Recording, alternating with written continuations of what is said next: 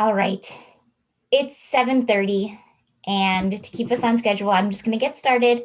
Um, for those who may not have been in the intro, I'm Lauren. I'm the co-founder and executive director of the Nora Project.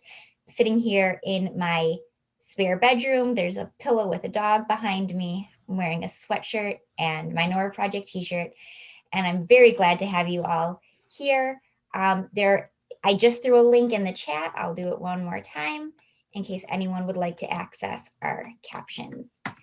We will all be trying to remember to provide visual descriptions of the slides as we move through. So, welcome to the high school breakout room. We're so thrilled to have you. I have two incredible Nora Project high school teachers here with me, Sam Roselle. Sam, you can raise your wave. And then John Gensick, who I am excited for you to hear from. It's going to be way more interesting hearing from them than from me. But before we get to them, I'm going to give you a little bit of an intro to the benefits of being a life cycle partner to us. The life cycle programs that we have that Katie mentioned are unique SEL programs and unique disability studies programs, and that they last an entire year. I think what you'll normally find in terms of packages that are available are, sort of disability studies units or weeks or, assembly content that is sort of a one and done touch point, but not a true exploration of disability. And so because we have an entire year to explore this content, there's a much deeper connection that our students make between the movement and their own identities. So that's something we're really proud of. And then also in terms of the social emotional aspect of it, Katie alluded to this in her intro, but many SEL programs cover a very wide array of SEL standards. And so you're covering empathy 1 week and diversity 1 week. The nice thing about the Nora Project is we're really focused on friendship skills and being an includer. And so because we're sort of diving deep into particular areas of social emotional wellness, and we are doing so over such an extended period of time, there's a real benefit that our students see. And I'm sure Sam and John will speak to that. Also, a benefit of doing this as more than a one and done is that we see over and over in our data that the community building aspect of Nora Project classrooms is significant. There's a bonding that happens for Nora Project participants that I think most teachers find unusual and really exciting. We'll frequently hear from first-time Nora Project teachers, this was the best year of teaching I ever had. And I think a lot of it is because the content is so strong and it's values driven and it's prolonged over the course of the year, and it builds this sense of culture and value and mission in all of the participants. And so that's something that is a huge benefit of taking on an entire life cycle program. Our students will begin to develop an ability inclusive mindset. It isn't something that can be done overnight. Learning about disability is, of course, interesting. There's some exciting new things, but when you really start to think about all the possibilities of access and innovation and learning someone else's story, when it becomes a part of your weekly routine to tune into this, your mindset shifts and you start to see, everything differently. You start to see the restaurant that has stairs but no ramp that you never noticed before, or you'll notice somebody who may need a little bit of extra time to respond to a question, and you'll have the patience to give them that time and the awareness. And it's just, it seeps into you, becomes a part of who you are. And we love when our students just really begin to live and embody the ability inclusive mindset, because it's the way we should all approach our lives. The other thing that's so great about being part of the life cycle is that we really do end up building a family of educators. Sam is deep into the family now. She's 2 years in. John just joined us, but I'm hooking him in and not letting him go. Our teachers love each other. We love them. There's a huge component of community and collective desire to make a difference. And we have lots of opportunities for our teachers to engage in the organization outside of just teaching in their classrooms if they have the capacity to do that. There's no requirement that they do. But we really are a family. We welcome new members and enjoy having them. And so with all of that said, we would love to have more life cycle partners, and we hope that some of you on this call will become those partners. So this is the high school room. I'll let the high school teachers do all of the hard work and tell you about how the Nora project looks, but we have two high school options. The first is our Storyteller project, which is really about stories. It's about examining our personal stories, understanding the stories of others, understanding identity, and the role that our identities play in the friendships that we make and how we connect to one another. We also, in our Storyteller project, study the disability rights movement, the story of disability history. And we are really building out that portion of our curriculum, and it will continue to improve and become more robust over time. And then we also explore storytelling through documentary filmmaking. So our students have an opportunity to share the stories that are relevant to them and the relationships that they built over the course of the year through documentary film. We also have our Stempathy Club, which is a program that can be done in an extracurricular setting or during the day. And John actually kind of does both right now, but mostly during the school day. But the great thing about the Stempathy Club is it takes a totally unique approach to engineering and creates a social component to it. How can we use the engineering design process to impact social change and make our schools more inclusive?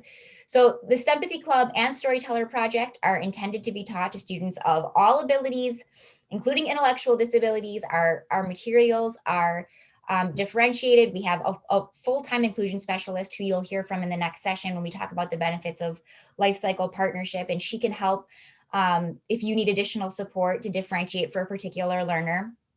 But that's sort of the framework for the two possibilities. And Sam teaches Storyteller and John teaches Stempathy. So Sam, I'm going to start with you. Can you please just sort of tell us how Storyteller looks at your school and maybe give us one of your favorite stories from the last couple of years? Absolutely. So I will preface this by saying my school is fully remote right now, and we have been fully remote this whole year. So it looks a little bit weird for us this year, but it's working. And I will say too, it's been a really nice break in the like quarantine monotony. You know, teachers, you guys know, we fall into that routine of like, we're kind of doing the same thing every day because it works and the kids know what to expect. But our Nora Project lesson days and our Nora Project activities days are such a bright spot in this otherwise very weird time that we are all kind of fumbling through. But I will say probably my favorite Nora Project experience that we had was last year.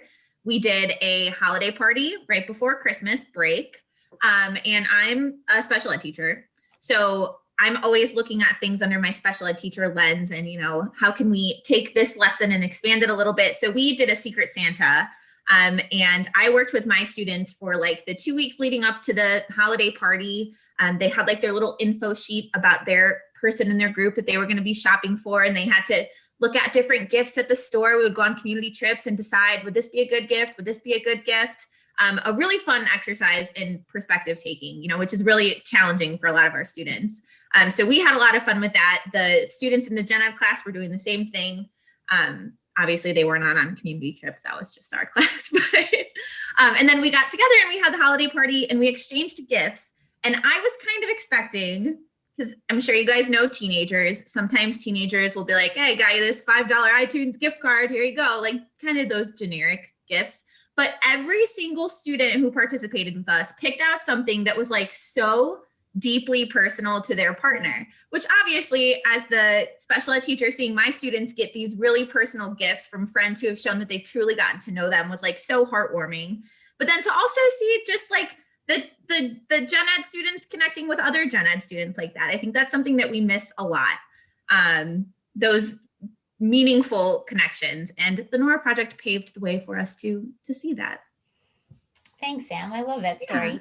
Yeah. Can you tell us how the project works? So do you teach in a self-contained room, and do you partner with another teacher? Or can you give us sort of the logistics of how the program works in your school? Sure. So in my specific building, I am a self-contained teacher, and we partner with one of our honors English 10 teachers, so our sophomore teachers. And I have 10 students, and so I split my group into two. So we have one goes with her first period group, one goes with her fourth period group, just so that our numbers are, the kids can get smaller group sizes, or bigger group sizes. We tried to do more co-teaching at the beginning of the year with Nora project stuff, because I know that's how it's intended, but with the remote learning and the Zoom links and all that stuff, it was too hard. So we do a handful of the lessons together, but mostly just we come together for the activity days like twice a month. And it's working well for us. Great. And is that so?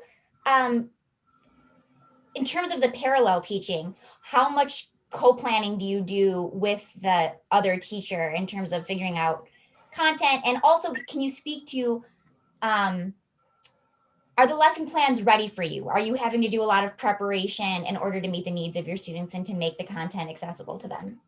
Pretty much no prep, which is, again, much appreciated during remote learning, because I feel like all I'm doing is prepping and modifying and adapting. So having those Nora project lessons that I try to do them once a week. Sometimes it ends up being twice a week if I can squeeze it in. But just having those ready to go is so easy. The teacher who I work with, her and we've become very close through this experience. So we'll text each other all the time. We'll usually check in on like a Monday morning and be like, hey, you're good to do this lesson this week. Yep, cool, me too. And then we do a quick debrief on how it went, but it's super laid back, casual. I don't feel like it's any sort of additional like workload of trying to coordinate with her. We mesh together really nicely, and it just feels very natural for us. Great, thank you. Yeah. We can come back at the end and ask Sam questions, but I'm going to move over to John. John, tell us about Stempathy Club at Penn High School. So I teach high school biology. I teach a 9th grade section, and I teach 4 12th grade, like dual credit sections. And I have done 2 class periods where we've partnered up with a special education class that's like a freshman level class, and we've done like some get to know you activities at the nature center, and then also like an engineering design activity. This is when we were like kind of in person earlier in the year, and then we went all virtual, and then we're hybrid right now. But we've had like 2 times where we've gotten together as a class, and during those 2 times, the special education teacher and the students, we're just trying to build relationships between people who have not had relationships in our school before. And it has worked really well. Like I myself have friendships I wouldn't have had with students that I wouldn't have had friendships with. And our school has done a good job of like keeping a lot of those students in school all year. So like those are friendships that I get to, when everybody else is virtual, there's certain kids in the building and I get to see them, they get to see me. It's a great thing. In our second time together, we built a apparatus that floated and tried to be as high as we could, and using like Nora project stuff as the scaffold. I'm a tweaker, so like even no matter what somebody gives me, however easy it is to use, like I'm gonna look at it from my perspective and what's gonna work for me, and then make some changes. That I don't know, I enjoy that a lot. I like to create, and they give me a scaffold to create from. So we actually did an engineering design project with like 9th grade biology, special ed path type students, and then my 12th graders. And it was a very level playing field in that engineering design process. And we were like socially distanced. So we were like watching each other do the designs and build the apparatus to like float with wind. And I think it was humbling for a lot of my students in a way that like they didn't expect. And we're going to do some more partnering as more people come back into school. Like we get some normalcy this spring. But I will say, like, I have many more examples in my own classroom teaching biology where we talk a lot about human diversity. And because I now know a lot more language around ableism and ability inclusive mindset, like students, I'll tell a quick story about today. I have a student who transferred in, okay? And we talked about a human variation today in the development of sexual organs, okay? And the student who transferred in made a comment kind of judgy about this mutation. And I had the language to say, no, we learned about human variation. We learned that human lives have equal value, and we all know that. So the way we're talking about this is talking about natural human variation that is to be expected. And we learned that that's through mutation and meiosis and crossing over and sexual reproduction. Like, this is to be expected, right? And my students in my class right now, there's a lot of them. I was talking about a freshman class, my own freshman gen ed class, but actually like 8 students with IEPs in that class. They described the class as, oh, this is the class we actually talk to each other in. Or like, this is the class that we're actually communicating with each other in. And is it because they're all kind of squirrely and feel awkward together in 9th grade? I'm okay with that, and that's like part of my personality. I don't know, but I also would attribute a lot to the fact that we have talked about social and medical model of disability, and we've talked about ability inclusive mindset, and we talk about like being accepting of all of this diversity that's around us, and to expect it. So along with all of that, I'm working with a couple of, so we put together an inclusion survey for our school where we asked 14 questions about like how included people feel at our school, and we sent it out to every student with an IEP. We got 14 students to respond. When we made that survey, the students who made the survey like had to figure out that the survey wasn't inclusive if it was just like written. So they had to make videos for every question. And we are now in the process. We got a number of like 3 students who responded that wanted to like tell their story. And now I'm like seeing the Storyteller project all over again. And I have a 12th grade student who's a great documentary filmmaker. He makes his own stuff. And he is now working with a student who is well versed in some of the disability mindset stuff, in terms of like, there's all these different models of disability that I wasn't aware of until Nora project. But this student like shared with me an article about the disability mindsets, which really kind of goes along with the models of disability. And those 2 students are going to partner together to make a documentary, quick 8 to 10 minute video that I think will become like an SEL lesson for our entire school. So like, that's some partnering that's happening. And then our robotics group is making sensory walls with some of our biology teachers to make just biology be more inclusive as we try to like detract some of our classes. So it sounds to me like what started out as a facilitator guide for a Stempathy Club has turned into many, many projects within your school, a full-on survey that was inclusively created by the students who got the upfront education from the facilitator guide.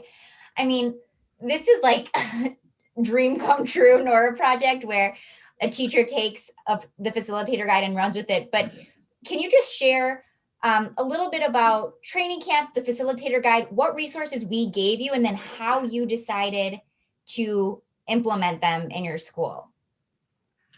So training camp and facilitator guide have really helped for the 2 sessions that we ran in the together in class. Like, it's just like, oh yeah, this get to know you activity and this engineering activity, like we can run with that.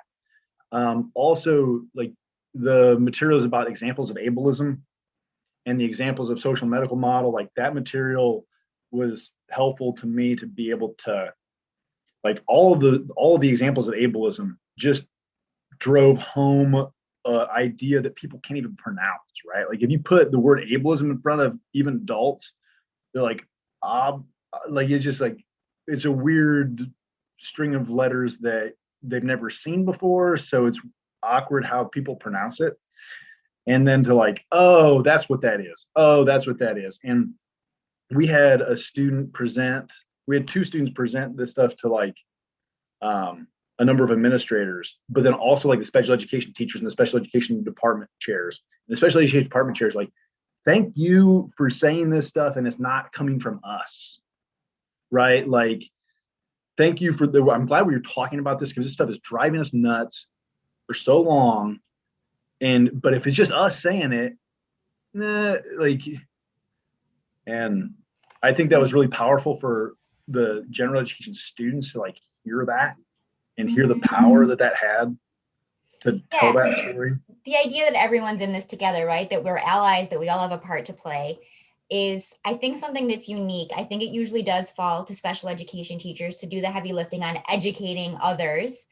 But it's really great for everyone to be interested in being educated and for students to have an opportunity to do some of the educating, about themselves, about their needs, about who they are. And like you said about your students when they were working on that apparatus, we don't have any idea about what anyone else can do until we get down and do something with them.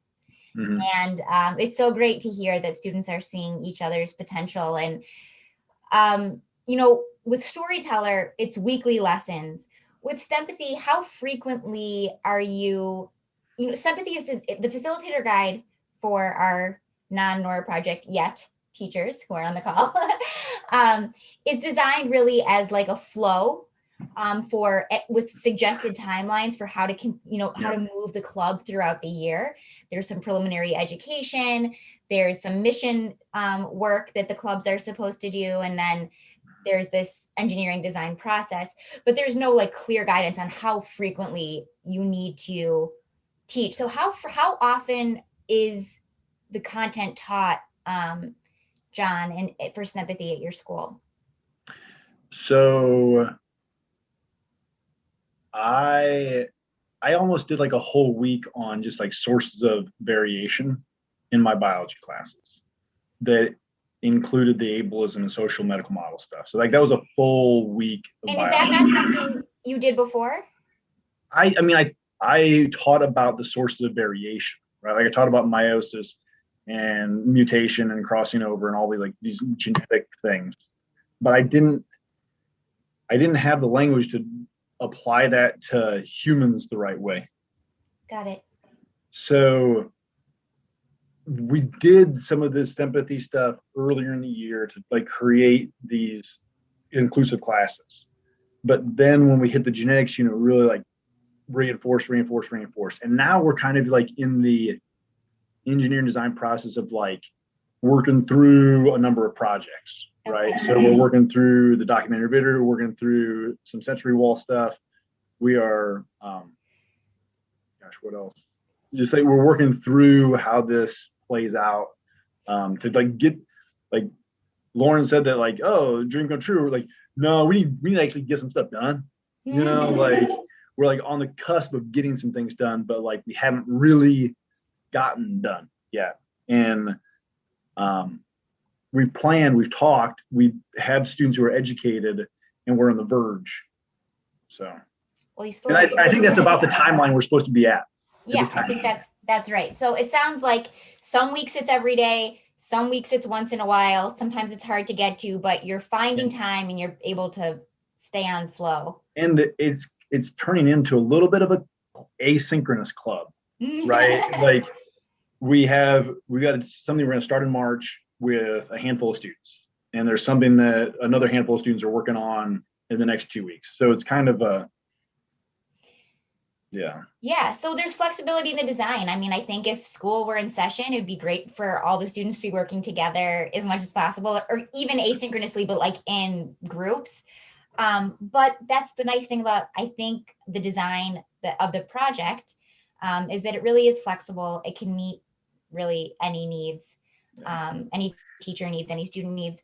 But I want to open it up. We only have a couple of minutes left. Do either of you have any questions about how this might work? Do you want to try to you have questions about our training? Do you have questions? Is there anything we can do to support and answer your questions? And you don't have to ask any. I just want to open it up here.